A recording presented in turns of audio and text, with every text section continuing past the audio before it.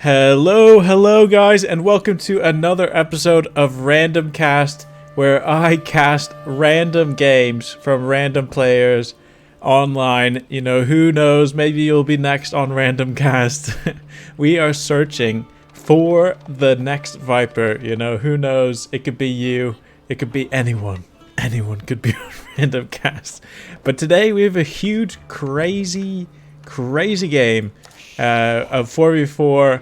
I honestly I've only cast, 1v1 games. So this is going to be absolutely chaos, insanity. Let's see. I'm not going to get through all these names. Really, it's going to be super difficult. But let's just give it a go. We have the Holy Roman Empire here. This is Melidus with the Prelate. Spawned instantly, which is great. He should be working on these guys right here, but he's not. Maybe just a little bit of an oversight. The problem with 4v4 is that a big part of the screen is covered up by this little thing, but it is what it is. So we have Melidus as the Holy Roman Empire. As the French, we have player 8352823. So we got player here, starting on those sheep. If anyone ever noticed, the sheep carcasses are the same as the deer carcasses. Kind of a funny little thing here. I'm not sure. Maybe they are different. I don't know. And then as the Rus, we have blue, which is Zazu. Great name. I love that name. And then as the red, we have the Mongols as W8 Haku. Great little matchup. Let's see. Let's go to the other team here. If we can actually do it. Player, here we go. We got the other team here. As purple, we have another France player as Tubeless909, and I'm just imagining casting this is going to be total chaos. But we have playing as Britain, or I guess what's the appropriate? United Kingdom. I'm not sure. We have a Chinese player, and I have no idea what name that is. We have Gran Haru as the Chinese, and we have another Chinese player. So the other Chinese player is Testiest Bike. So we have two Chinese, a British and a French, versus a what is it? A French, a Mongol, Holy Roman Emperor, and a Rus. So very diverse lineup. I mean, this lineup, I'm gonna have to call this Team 1. All right, so Team 1 and Team 2. Let's just go ahead and reveal the whole map here. Team 1 and Team 2. You know, it's a very this is insanity. Look at all these gold mines. 1, 2, 3, 4. We have Team 1 and Team 2 on this map. This map, I love this map. I think it's super fun. You have big choke points, or sorry, small choke points for a big amount of players. You can see this mountain range line going down through here. Sorry about that. The camera's all messed up. But this is not an entrance, but this would be a great little spot for some outposts if it goes into late game. We have this big grand entrance here, and I'm guessing we're going to see a lot of fighting here. Some big trebuchets, some big destruction going on here. There's only one entrance. This is a very unique mode here, because normally you have 1, 2, 3, 4 entrances, but in this 4v4, this 8-player match, we only have one entrance, unless I'm mistaken. Am I missing one? No. One entrance, one battlefield here. But this is going to be a lot to take in. Let's check out what's going on. The Holy Roman Empire, the Prelate's still not going down, but he's going into the Second Age. Good feudal. Someone has gone feudal already. The French player has gone quick into feudal already. It's amazing how quick this is going. 4 minutes into this game. And it's interesting how he's gone through that. He has a lot on gold. He has 7 on gold. 6 on wood. This is player. A nice little setup, just one Idleville. Let's check out the other guys. We have the Rus going into feudal. I think this will be a good game. A lot of the times we have players who really are not sure what to do. But here we seem to have players who are going quick into feudal, which is a great sign. They know what they're doing. Let's check out the other side. Okay, France going into feudal quick. Our friend Tube. And we have Britain queuing up all those vills. They should be going into feudal. Yeah, they should be going to feudal soon, or getting those resources to go into feudal. Let's check out Chinese player. Yeah, he just needs a little bit more food, and then he should be boosting into feudal. I think really spent way too many resources queuing these guys. If he just sold some of those, he'd be quicker into the next stage. We have China with the Imperial Academy. Sorry about that. And then we have the other China player who is just getting into feudal now. Great little gameplay here. A lot of them going to feudal. Test going to feudal there. Team 2. The 2 Chinese players.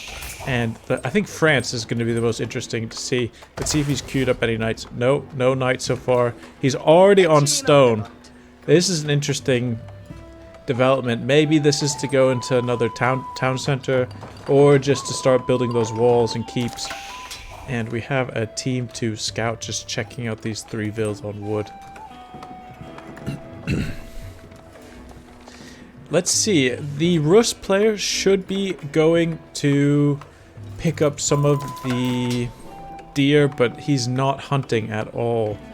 I'm wondering if this 4v4 setup makes it a little difficult to get the hunt.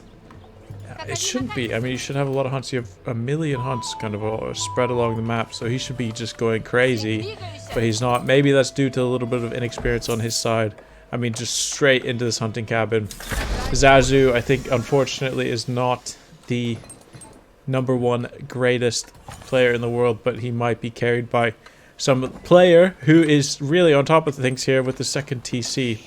I think this French player is going to show his skill, show off a lot of his skill here, maybe potentially carrying this team to victory.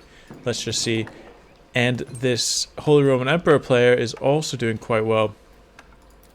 What's this other? We have income per minute, which is the most important probably. Military, one guy's already lost. I think he's deleted his player score. Maybe we should stay on player score. Zazu, who I was just talking about, is actually player #1. Or the highest score on the game. I wonder why that is. Potentially due to vills. I'm not sure. We have the Mongols aging up here with 4 cavalry. Great little start. Let's see if he does a little bit of raiding. Oh, instantly into the wall.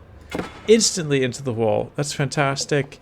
A little bit of messing about here by player. Maybe just not microing. Interesting. I mean, purple.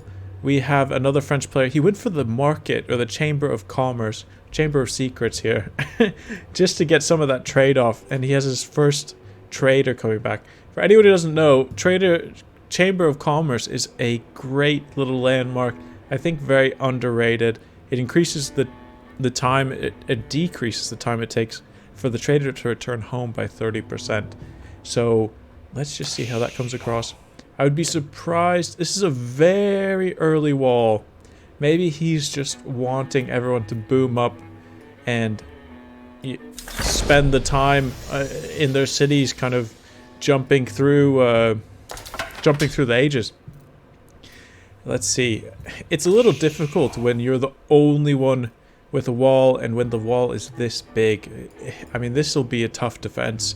You just come in through with a trebuchet. I'm thinking this early in the game, it might even be worth it just to do a wood wall. But just to delay the time it takes and give people the information when someone is about to break through, do a push onto them. But yeah, I mean, we'll see. Maybe it'll pay off. We have the stable coming up for French, and really taking advantage of this Chamber of Commerce here. I think he just has 2 traders. Let's check with some of the players. Britain is up, age 2, with the council hall. Probably it'd be interesting to see him build longbowmen, just to build them on top. Oh, and we do see him 3 longbowmen. Maybe just going to man the walls here. Let's give it a go. Let's see how it is. I love the mechanic. If anyone hasn't seen it already in Age of Empires, you can put your archers on the wall, and it was the coolest thing. I mean, I don't think I've ever seen that in a game before. Maybe there are some other games, I just haven't heard of them, where you can put archers on the wall and it's super fun to watch them just rain arrows down on their enemies below. Interesting. We have an outpost here. As I was saying at the beginning, we have 2 outposts here. I love this. This is some roleplay shenanigans here. Just with these outposts here, I don't know if it'll increase their range, but I seriously doubt they'll be able to shoot down at the vills who are mining this gold, but we'll just have to see. A second town center for Testy's bike. If I was the other team, I would just be dreading. Oh, and a second town center for the other Chinese player. If I was playing this game, I would absolutely dread the thought of playing against 2 Chinese players. If any of you guys have watched any of my casts before, I mean, I think China is just a superhero, what's the right? Sorry, a super good class, I guess, to play. Just with their siege, it's incredible, and the Nest of Bees is deadly. As a Delhi Sultanate player, it's really tough to play against them. Oh, and the first raid coming in from Team 1, Haku. Unfortunately, he's not going to find anything. He's just going to find the wall along here. I'm guessing a large part of our cast today is going to revolve around this wall. Come on! Come on! You got to put these archers on the wall. Let's see. Come on. Let's see them go up. Look at them. These longbowmen. Really a great unit with this ability to place down palings. For any of you guys who don't know, basically if a horse comes in and they have palings down, it will stun the horse for 2.5 seconds and it makes them take 25 damage, which is huge. Let's check out some of our guys on Team 1 and the cavalry, the early knights. What a solid build here. A very good build order I think we see from France. It's very aggressive to come with the triple stables. I'm guessing he wanted to... you can see him, he's pushing gold, pushing wood for some strange reason. And he has a second town center just doing food, just an incredible amount of vills. He's going to be trying to pump out these knights as fast as possible. And he's just going to find the wall. I mean, it's hard to say what I would do at this point, but I would, if I saw this giant wall, I would either build military, just melee units, and get some battering rams down or some rams down, and the Holy Roman Empire going up to the 3rd age with the Regnitz Cathedral.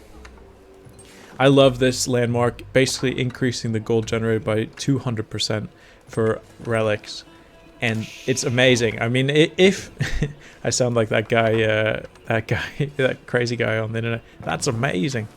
But this is a really awesome landmark, and because they do have this wall down already, Team 2 have the, oh, he's building a second wall.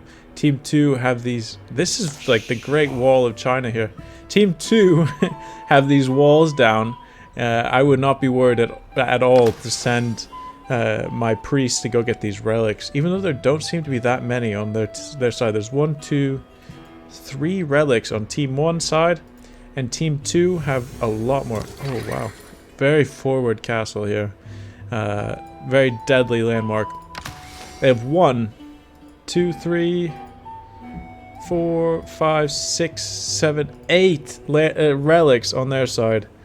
I mean, that is just unfortunate luck for Team 1. They do have a lot more gold though, I think, but that remains to be seen. Here we go. We have Melidus, the Holy Roman Emperor, going into the 3rd age, as I mentioned before. He does have a prelate in here, basically boosting all of his villagers' production up in the region, which is a great start for him. France building those knights, 11 knights currently, and a second town center. Really good job from him. Some more knights and some spearmen.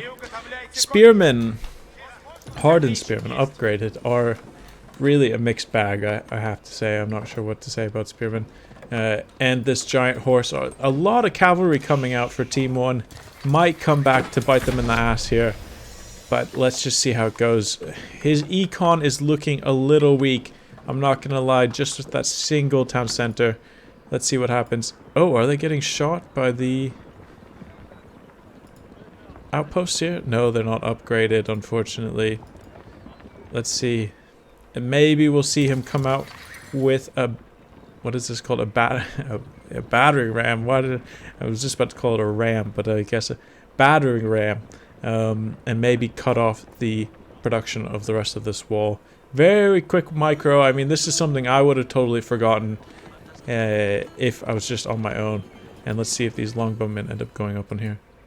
Let's see. Come on. Build that battering ram. I don't know if our friend Melidus actually has the wood to build the battering ram, but it is what it is. And the RP continues with the next outpost. Maybe he's just looking to get line of sight. Let's see how much line of sight he actually gets from these outposts. Actually, quite a bit. Not a bad idea. Look at this. I did not realize these outposts were that efficient in spotting out the other team. I mean, look at this line of sight. It's incredible. It goes all the way out to here. Really, really smart play overall by the Chinese when I thought they were just RPing for fun. I love these 4v4 games just because they go so quickly. Let's see. So more cavalry for the French, for Team 1. A lot more villagers for the Rus. Going for those spearmen and the cavalry.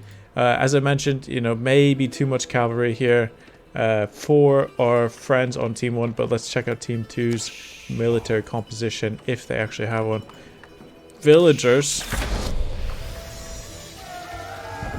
I think that's basically our friends, the Holy Roman Emperor, is going to imp. Yes. Oh, no, it's the French. Yellow, who's very high, very far up in the score. I think a lot of that's coming from his knights that he's producing. Very little military we're seeing from Team 2. Probably the right call for booming or just jumping into the Imperial Age and Castle Age and then start building up their actual military composition. Another wall. This is Wall City. Team 2 just going insane with these walls. How many town centers does Pink have? Wow, Testy's bike has 1, 2, 3 town centers here. Incredible. Let's see if it pays off in the end. I'd be surprised. I'm guessing they're just gonna go Wonder and try winning the game like that. Maybe Pink's gonna just boom up as much as possible, put down that Wonder, and Team 1 won't have anything to save for it. But I'm really not a big fan of that strategy. But it is what it is. It's part of the game. I love to see the big wars, the big battles. But sometimes it's just not possible. Sometimes those strategies are just not in the bag. It seems like he built this wall just to get this stone almost. But I don't know. Let's see. And finally the archers go on the wall. I love it. I love to see it. The longbowmen. Really a great unit. Let's see. Let's hope we can get a shot of them raining down arrows on the enemy spearmen. Team 1 spearmen. Still, as we can see on the player score, player 1, the yellow on Team 1. Player 1, I said player 1 on the Team 1 has the highest score. It's probably because of all of his farms, all of his villas, and all of his knights. Really doing a good job here. Would love to see him age up. But we're not seeing that out of him just quite yet. I'm unsure what's stopping him. He's just trying to rush Cav here. Let's see what happens. The Rus going into the next age with Abbey of the Trinity. I'm really hoping he doesn't take these relics from our Holy Roman Emperor friend, who has not. Let's see, has he actually picked up any relics? I don't think he's picked up any relics as of yet, which could be a huge misstep for Melidus. A humongous misstep for Melidus if he doesn't put any relics in there, because it is such a huge, humongous gold income addition. Really confused what he's going to do with all of these knights. without any siege. Yeah, even I don't know. Let's see. Let's see. Player has gone up to the Castle Age. Great to see yellow go up to the Castle Age, just extending that score lead. Where is his next or his last monument? Oh, the Royal Institute.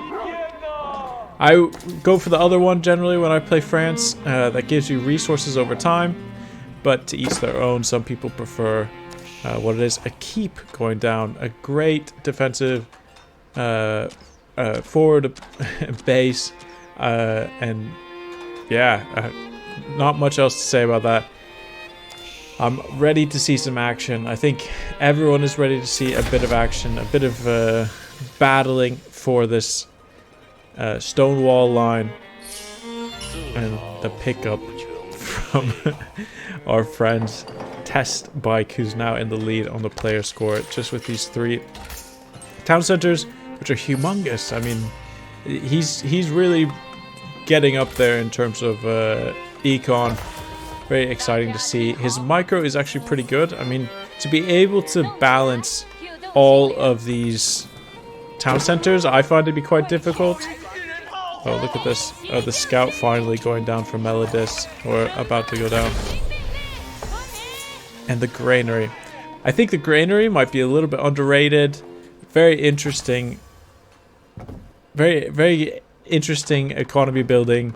Basically, villagers can drop off food at this building, improving the farm's gather rate of nearby villagers by 15%. Stacks up with other granaries. Wow. So he has 3 granaries. So these all stack. So that's 45% gather rate from nearby villagers. That's insane. That's going to be huge. I really can't wait to see them put down some farms here on this granary stack.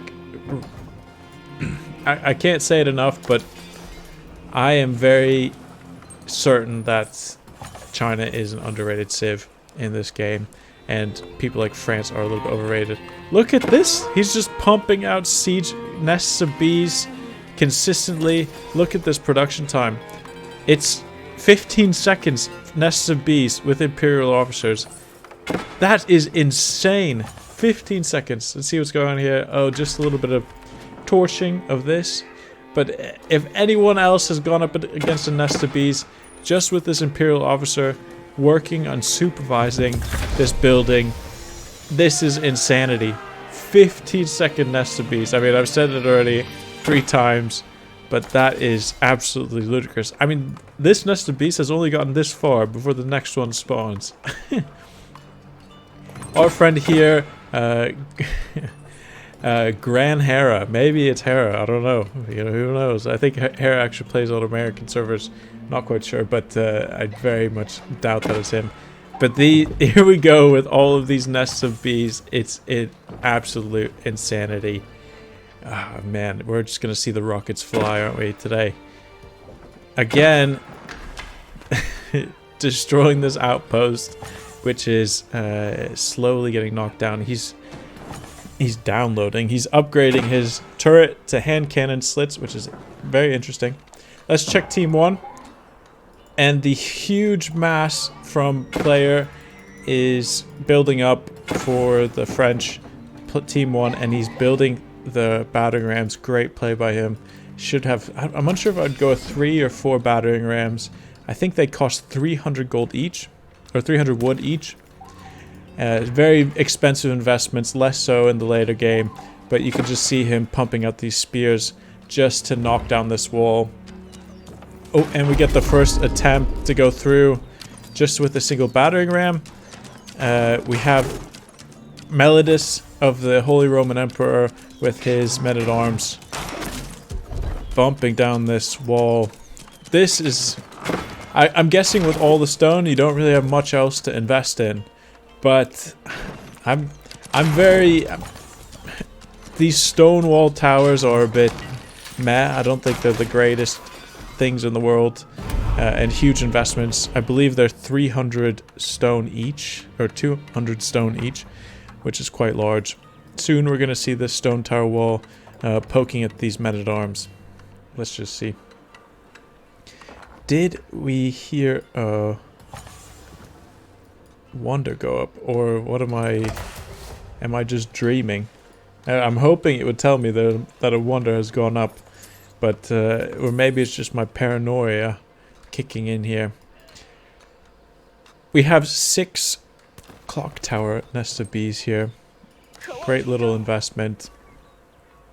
And finally a trebuchet coming in from Mongolia. Very interesting. I think Mongolia's econ is probably a bit low. I mean, it's hard for me. I mean, I would be going from all the other... you go from military, you go from current resources, but there are just so many people and I'm very inexperienced in casting, so I'm just going by player score.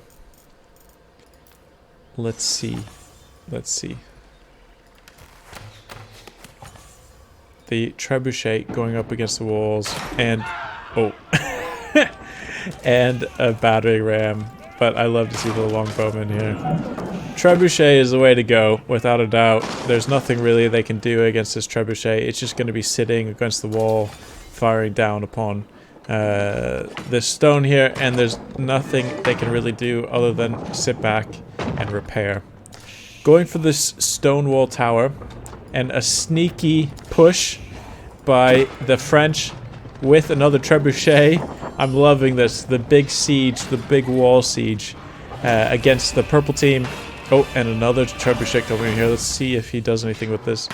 Maybe he'll be targeting... I would just move your trebuchet back. This is very unfortunate positioning, I believe, for a wall. It's not going to do much other than slow down our friends before they enter the city. On this side, they've broken through, and unfortunately, it looks as though this trebuchet is definitely going to go down. Have Team 2 built up enough military to fend off this big push? Let's see. The economy is there, but is the military there?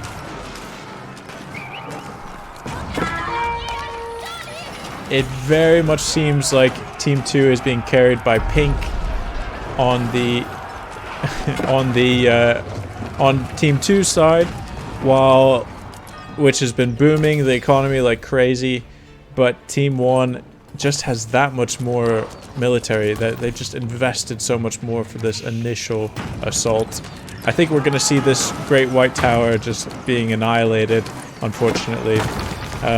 Just a quick check on how people have been doing on the economy side for Team 1. Quite decently, very much the same. A lot on wood here. Some long distance wood chopping down, lumberjacking or whatever. Lumberjacking. I always say that word incorrectly. Lumberjacking. That's not the right word. Logging is probably the right answer. Some more long distance logging here.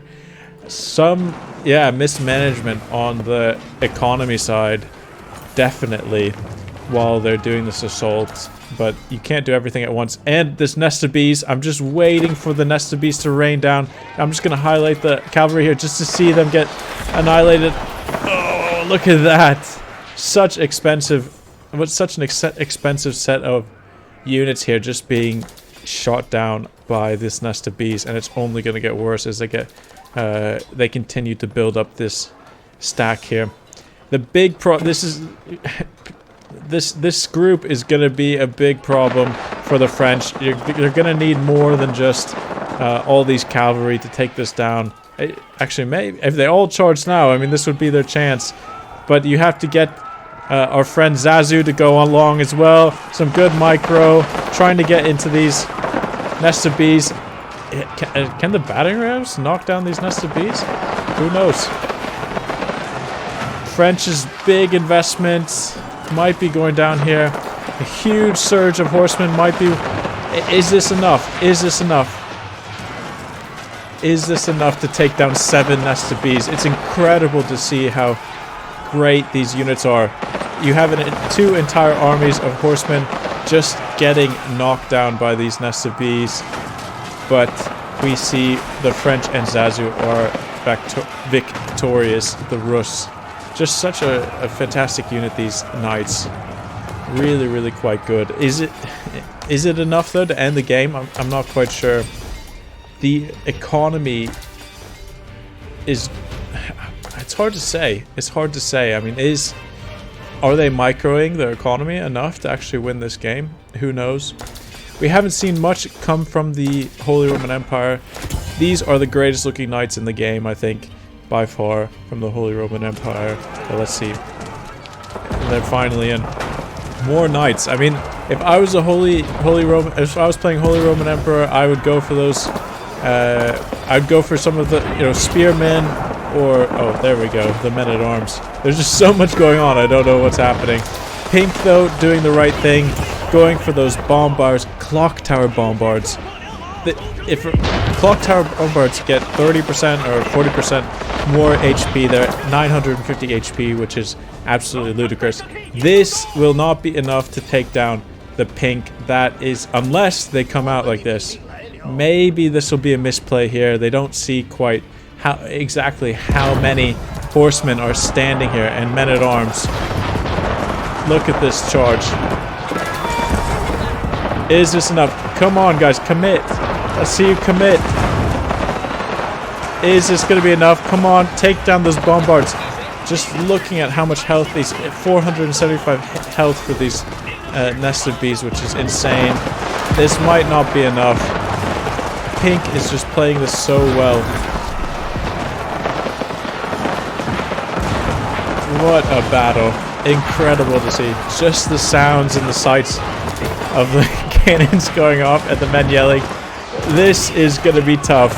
A big investment by Pink, just going down. I guess the trade is more than worth it. Just looking at how basically these three armies have been annihilated by China's bombards in the back, just shooting down the enemy team, or Team 1's team. I don't even think this is enough to take down the bombards. They just have that much health. And it's 950 health. Bombards are just incredibly solid. What a defense by Pink. And it's a shame. They could have just walked around here into the base instead of bashing their heads against these defenses. This is a mistake I always make in the game, but they were just annihilated, unfortunately, and the push has been... Team 1's push into the base have been thwarted. They've been pushed back. Very happy to see no wonders built just quite yet, unless I'm missing something here on the map. But the push back from Team 2 to Team 1 side is inevitable, and they're going to have a really tough time against testiest bike's econ. You could just look on the map here in the bottom right corner. Just look how much larger the actual economy is of Team 2 versus Team 1. It doesn't mean much. It just goes to show they've just spaced out their resources quite a bit more. But it could also indicate that they've spent a lot more time and energy focusing on their econ, which really determines the end of these games. You can have a great push like Team 1 had, early push, but in the end of the day, it just wasn't enough. I mean, they just have more military buildings, more resources. Let's just go to the resources side. Check out the current resources of each. Gran Hera has 17,000 gold. What are you supposed to do against that? 17,000 gold from Gran Hera. That is insane. Team 2 is looking like they're in quite a good space. We have these elite fire lancers, a unit I normally don't see in the game. Very interesting to see. They seem to be a lot like these heavily cavalry, or these elite horsemen. Much less health, 293 health for these elite horsemen, and the elite fire lancers only 160 health. But they have 25 fire lance damage. Well, these only have 15. Crazy to think fire lance damage. I'm unsure if that was actually a regular unit that was in traditional history. I doubt it. I doubt you'd see so many fire lancers running around China, but who knows. These elite spearmen from the Holy Roman Empire, exactly what you want to see. Look at these guys. These guys are ready for some action. And a good counter to Team 2's composition. But still, I mean, what are you going to do against these clock tower bombards? There's just not much. And these incredibly strong Nesta Bees that are just going to be doing and hailing missiles at their opponent. And unfortunately, we're going to see these trebuchets immediately annihilated, and probably this Mango and this other trebuchet gone. Solid work by the Holy Roman Empire. I'm very sorry, guys, for not going over some of the econ, but look at these shots. Solid shots all around.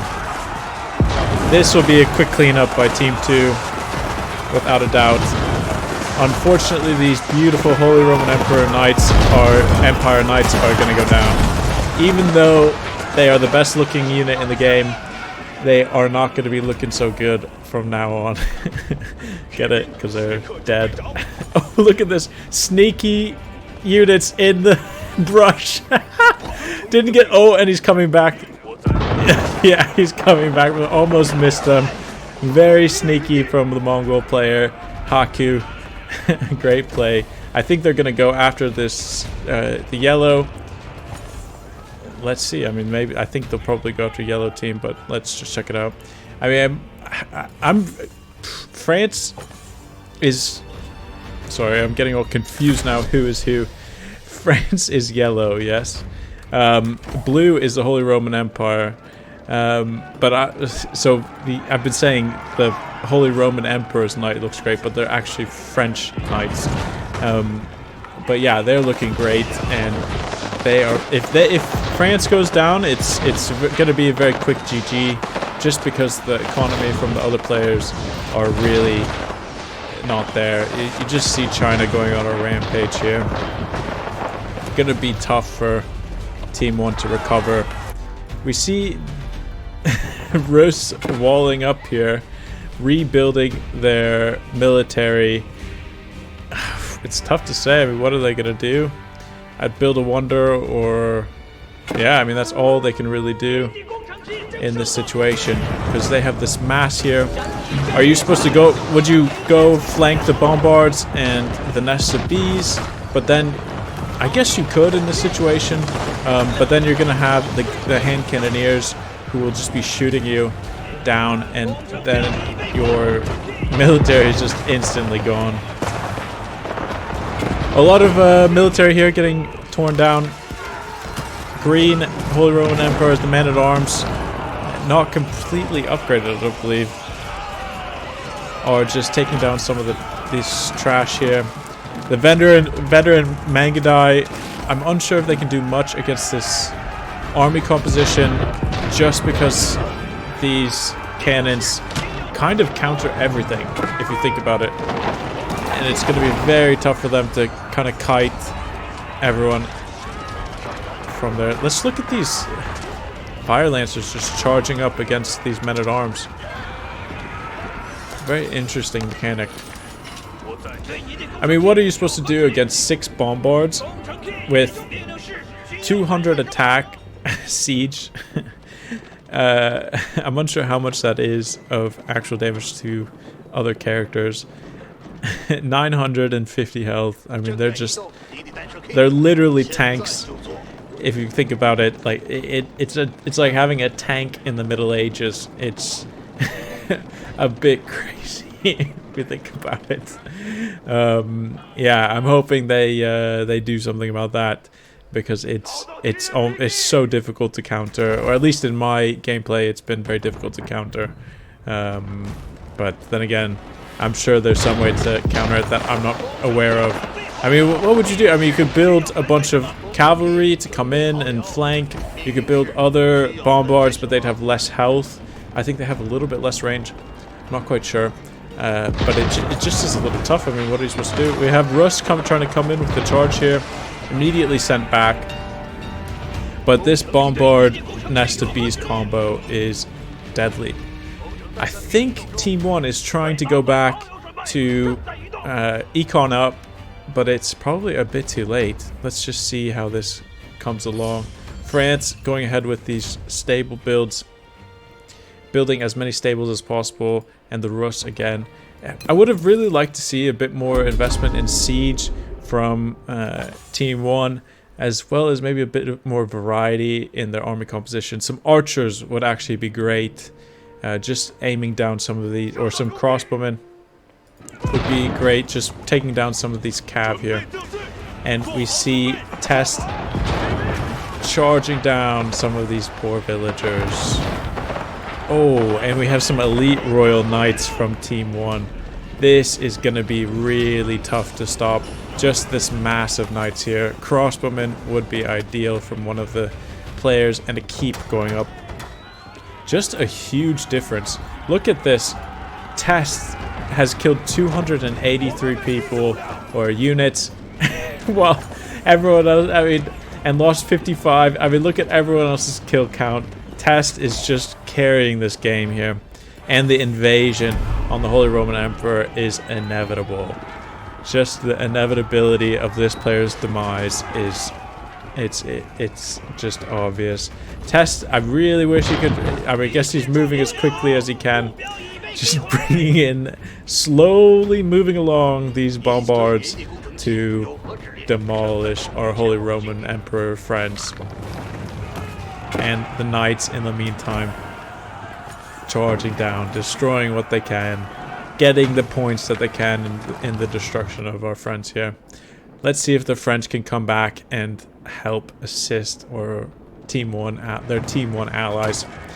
I'm unsure if they can even handle this. I mean, let's see. They have full upgrades. They do not have full upgrades.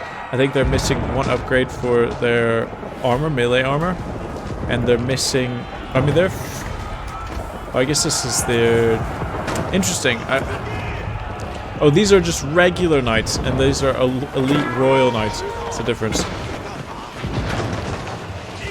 And another keep going down just to protect this siege here. I really love the sight of the Nest of Bees firing off into the crowd. Just pushing them back. And the Mongol horde in the background. Probably trying to stop this mass here. A little bit overextended. I think they are a little bit overextended. This might be a very poor play here by our Purple Friends tube. I think this might actually be a bit of a misstep by Team 1. Maybe the first one we've seen all day here, just from that charge and what we can cover. And Test taking what he can from Melodis in the background. You know, before each of these videos, I'm always like, oh, you know, this is the next Viper. We gotta find the next Vipers in the random cast. But if I saw Test in any other match, I'd say, you know, he has what he has what it takes. He's leveraging all the opportunities that he can to defeat his opponents, and the Mongol horde just getting annihilated by these clock towers again here. Oh, and in the background we have the Ribeldicken, I don't know how to pronounce that, just taking down the rest of the Mongol horde. Really having a tough time against these hand cannoneers. If only they invented hand cannons or used hand cannons more widely in the original Mongol invasion. Oh, and the French quit.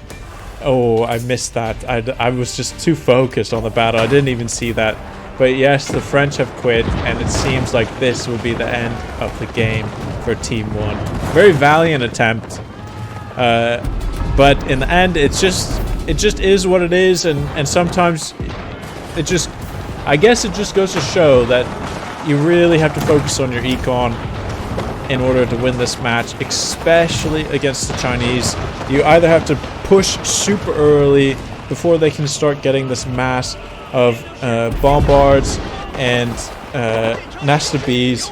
Oh, and the GG from our friend Melodis. Quite a shame. And a GG from our last friends, or our Mongol friends. Just the French holding out here. Or sorry, the Rus holding out here. The strong Russian passion to win and survive. But as I was saying, sorry for the interruption of what I was saying. You really have to push the Chinese early just harass as much as you can. You can't let them boom. If you do, you're in trouble. I mean, once they get those bombards out, even 2 Chinese players is going to be brutal. I'm really liking the French or the Russ's determination just to keep on going. Yeah, I think that's going to be the end of the game. I just wanted to check out a quick thing. Earlier in the game, we saw the landmark from the Chinese building these. I forget what they're called. They're the landmarks to do the farming. What a eloquent way of saying that. They're the farming monuments. He built 3 of them. I can't find them now, but they're just. Anyway, they're somewhere on the map. But anyway, we're gonna see the last remnants of our Russian friends get run down. All the villagers are fleeing in total chaos as elite horsemen come and annihilate the remainder of Team 1. They had a very good start. I think it was a good start, but just ignoring your econ in the end. Really not focusing too much on the initial push, letting China boom as much as they could without at least building a wonder was a tough call or a tough position to be in. Even the elite royal knights from Tubeless just standing in the background, just saying, "Oh, you know, that's it. I'm taking a rest. I've been on campaign for months here, but I need a rest. My liege just stopped paying me or whatever." Just chill it in the back. Oh, Springald's coming in, just making it annoying. Finally taking down those nests of bees. Probably should have been. I mean, if only they communicated this a little bit earlier to take the nest of bees down. Zazu playing till the last. I'm not sure how much damage these nests of bees do to. Oh, actually bringing down these bombards. Quite a cheap way to bring down a bombard. These Springalds. But in the end, Rus is gonna go down. I'm unsure what's that. Oh yeah, they're waiting for their mass of how do you say this? Ribaldiquin to just one shot these knights. Very interesting.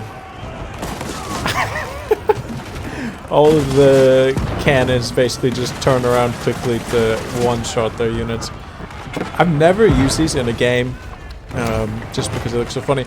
But there you go. That's GG, called by Team 1. Very valiant attempt, but in the end, it was not enough against the mass from Team 2. Very fun game. Very great players. At least very good players for the most part that I could tell. And here's the timeline for any of you guys who wanted to see it. You could just see, I mean, total unit counts irrelevant, but you just could see Test just absolutely blowing up with his 3 town centers, just smashing everyone out of the water. Melodis really lagging behind, and Haku really lagging behind, hindering Team 1's efforts to win this game. But that's just how it is. In terms of gold and score, Grand Hera just stacking all that gold. Test is on top of stone, wood as well, food, just destroying everyone, and military count. Also not very important. Those bombards really coming in strong at the end of the day. Total score, as I said, Test just destroying the scoreboard. Military killed, I think, is the most interesting position to be in. Look at this, 508 kills versus everyone else's 28, 32, 63. It's just not even close. Those bombards just coming in strong. Economy, technology, society, Grand Hera winning on the society front. But anyway, thanks so much for watching, guys. Hope you enjoyed it. This was a crazy game, and hopefully see you on the next one.